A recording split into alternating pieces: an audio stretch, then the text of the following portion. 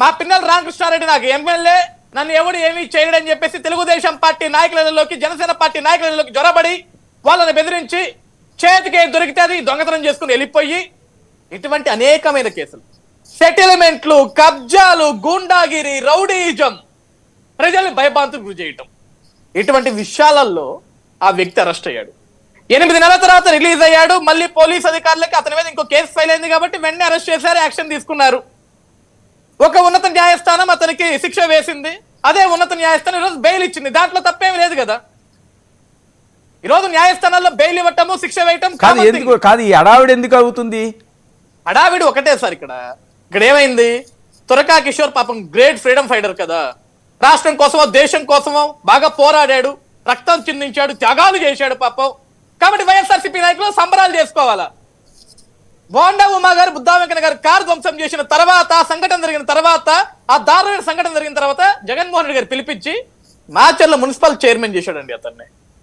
Well done తురకా కిషోర్, చాలా అద్భుతంగా. ఇంకా నువ్వు చేయాల్సింది ఒకటేనే, వాళ్ళ ప్రాణాలు తీసేస్తుంటే ఈసారి పిన్నెల సీట్ నీకు ఇచ్చేటున్నాయని చెప్పేటోడేమో. అటువంటి దారుణాలు చేసిన వ్యక్తి ఈ రోజు కోర్టు బెయిల్ ఇస్తే ఈడేడో అసలు పెద్ద సాధించేశాడు, విజయాన్ని సాధించేశాడు, గొప్పోడు, తోపు తురుమన్నట్లు వీళ్ళు ఎస్టాబ్లిష్ చేస్తున్నారు. అంటే ఈరోజు ప్రజలకు ఏం చెప్తున్నారంటే వర్మ గారు, ఒక వీధి రౌడీ అయినా సరే, ఒక రౌడీ షీటర్ అయినా సరే, ఒక గోండాగిరి చేసేవాడైనా సరే, వాడు మాకు దేవుడు, వాడే మా హీరో, వాడే మాకు బ్రాండ్, ఫైర్ బ్రాండ్.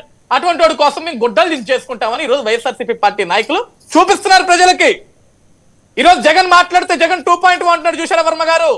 ఇటువంటి వ్యక్తులను చూసి ఎవరైతే ఈరోజు గుడ్డలు దించుకొని కాలర్లు ఎగరేసుకుంటున్నారు, ఇటువంటి వీధి రౌడీలను చూసి వీళ్ళందరూ రేపొద్దున నిజంగా గతి తప్పి దరిద్రం బాగోక ఈ రాష్ట్రంలో వాళ్ళు రాగలిగితే మాత్రం ఆంధ్రప్రదేశ్ రాష్ట్రాన్ని శ్మశాన గుట్టగా మార్చేస్తారు. కాదే, ఇప్పుడు ఇంకోటి ఏంటి, బోరుగడ్డ ఈయన పేరు ఎందుకు వస్తున్నది? అయ్యి కూడా వీడియోలు చేస్తున్నారు, ఆయనకి రిలేషన్ ఉన్నదా? అంటే ఇక్కడ ఒక విషయం వర్మ గారు, బోరుగడ్డ అనిల్ ఎంత దౌర్భాగ్యుడో, ఎంత దౌర్భాగ్యకరంగా బూతులు మాట్లాడతాడో మనందరికీ తెలుసు.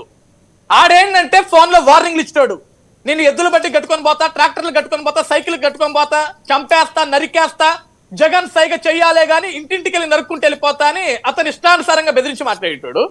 అతను మాటల వరకే పరిమితం అయ్యాడు.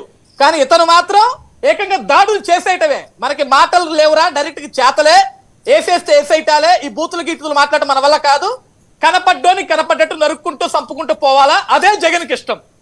అటువంటి వాడే జగన్ కి కావాలి. అలాంటి వాడికే జగన్ పదవులు ఇస్తాడు. వర్మగారు మనం విషయం గుర్తు పెట్టుకుందాం, బోరుగడ్డ బూతులు తిట్టాడని బోరుగడ్డకి ఎక్కడైనా జగన్ పదవి ఇచ్చాడా? ఇవ్వలేదు కదా. అలా పార్టీలో బూతులు చాలా మంది తిడుతుంటారు, అందులో బోరుగడ్డ ఒకడు, శ్రీరెడ్డి కూడా తిట్టింది, అందులో బోరుగడ్డ ఒకడు. కానీ వీళ్ళందరికీ మించి అడుగు ముందుకు వేసి, 10 అడుగులు ముందుకు వేసి దాడులు చేయడానికి, హత్యలు చేయడానికి, గోండాయుధం చేయడానికి తెగబడ్డాడు. చూశారా? ఆ హీరోయిజం జగన్ కి నచ్చింది. ఆ హీరోయిజం జగన్ కి నచ్చిన వెంటనే తురకా కిషోర్ ని మున్సిపల్ చైర్మన్ గా ప్రకటించేశాడు, ఎన్నుకున్నారు. పిన్నెలు అండదండలు ఉన్నాయి. కానీ ఒక విషయం సార్, ఇక్కడ నిజంగా తురకా కిషోర్ మంచోడు అనుకుందాం, స్వతంత్ర సమరయోధుడు అనుకుందాం, గొప్ప గొప్ప పోరాటాలు చేశాడు అనుకుందాం. ఎందుకు సార్ జగన్మోహన్ రెడ్డి గారు ముఖ్యమంత్రిగా ఓడిపోయిన తర్వాత, వైఎస్ఆర్సీపీ పార్టీ ఓడిపోయిన తర్వాత, కూటమి ప్రభుత్వం వచ్చిన తర్వాత 8 నెలలు ఎందుకు సార్ దాక్కున్నాడు? ఎందుకు సార్ పారిపోయాడు? ఎక్కడో లాడ్జ్లో దాక్కుంటే పోలీసులు తీసుకొచ్చారు, ఇతను అరెస్ట్ చేసి తీసుకొచ్చారు. ఎందుకు భయపడాల్సిన అవసరం ఏంటి? బోరుగడ్డ న్యూస్ రావట్లేదు. ఈ రోజు నేను చూశాను చాలా మీడియాలో. బోరుగడ్డ ఎక్కడ ఉన్నాడు? రిలీజ్ అయ్యాడా సార్? అసలు బోరుగడ్డ యాడున్నాడో, రిలీజ్ అయ్యాడో లేడో, లేదా అజ్ఞాతులకు అప్పుడెప్పుడో వాళ్ళ మదర్తో ఒక డ్రామా జరిగింది, ఇదంతా చూసాం ఈ స్టోరీ అంతా. తర్వాత మళ్ళీ జైలుకి వెళ్ళాడో, తర్వాత వచ్చాడో రాలేదో ఎవరికి తెలియదు సార్ అసలు. ఎందుకంటే అధికారం ఉంటేనే దమ్ముగా మాట్లాడతారు వీళ్ళు, అధికారం పోతే అన్ని మూసుకొని ఒక మూలలో కూర్చుంటారు. అది వైసీపీ పార్టీకి తెలిసిన విషయం. Okay, right. కీర్తన గారు నమస్తే. వర్మ గారు నమస్తే. మోహన్ రెడ్డి గారు ఒక్క నిమిషం ఉండండి.